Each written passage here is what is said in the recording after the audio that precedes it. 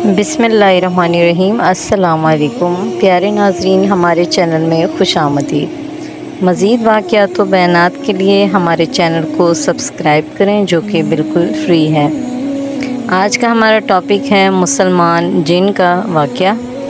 हज़रत खरीम बिन फातिक फरमाते हैं कि एक दफ़ा मेरे कुछ ऊँट गुम हो गए। मैं उनकी तलाश में बाहर निकला। बहुत दूर जंगल में वो मुझको मिल गए, लेकिन इतने में शाम हो गई और मैंने जाहलियत के दस्तूर के मुताबिक ऊंची आवाज़ में कहा, मैं इस जंगल के सरदार की पनाह पकड़ता हूँ। जो ही मैंने ये अल्फाज कहे तो माँ एक आवाज़ गायब से आई और ये अशार मुझे सुनाई देने लगे, जिनका तर्जुमा ये है। अफ़सोस तुझ पर ए जिन्नों की पनाह लेने वाले, अल्लाह ज़िल जलाल की पनाह ले, जो बुज़ुर्गी वाला, नेमतें बख्शने वाला और फ़ज़ल करने वाला है, जो हलाल और हराम के अहकाम नाजिल करने वाला है। और अल्लाह की तौहीद मान और कुछ फ़िक्र न कर। जिन्नों से डरना और खौफ करना छोड़ दे और सूरह अनफ़ाल की आयतें पढ़। हर मंजिल पर सिर्फ़ अल्लाह को याद कर। मैदानों, टेलों और पहाड़ों पर उसी का ज़िक्र कर। जिन्नों के मकर व फ़रेब तो सब जल गए हैं, अब सिर्फ़ परहेज़गारी और नेक काम ही काम आएंगे। खरीम बिन फातिक ने जब ये गैब से ये अशार सुने तो वो मारे खौफ के लरज़ने लगे और उनके हवास ठिकाने ना रहे।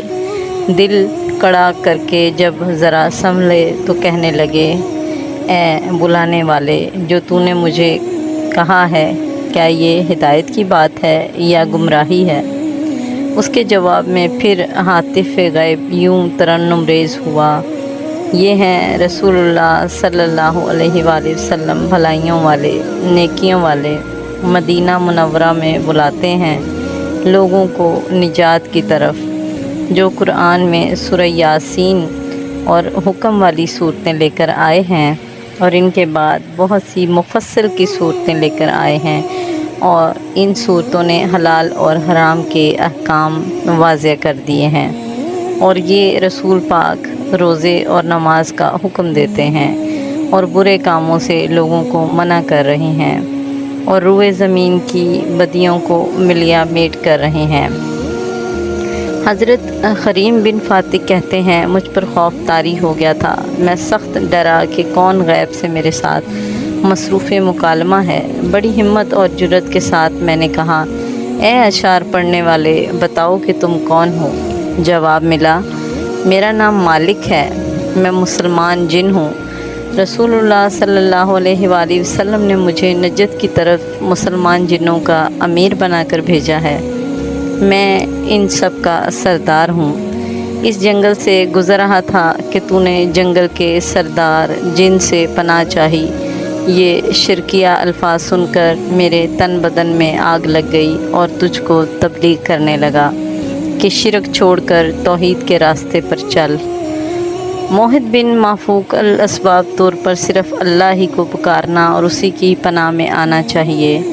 ए इंसान, मैंने दीन इस्लाम को कबूल कर लिया है और हज़रत मोहम्मद सल्लल्लाहु अलैहि वसल्लम की मोहब्बत मेरी रग रग में समा गई है, क्योंकि मुझे उनसे हिदायत मिली है।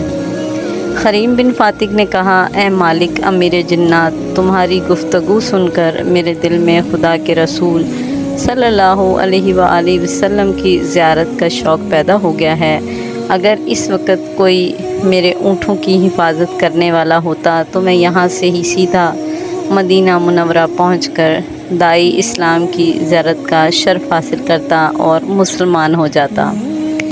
अमीर जिन्नात ने कहा, अगर ये अज़्म है तो तुम मदीना मुनव्वरा चले जाओ। मैं वादा करता हूँ कि तुम्हारे ऊँट तुम्हारे घर पहुँचा दूँगा।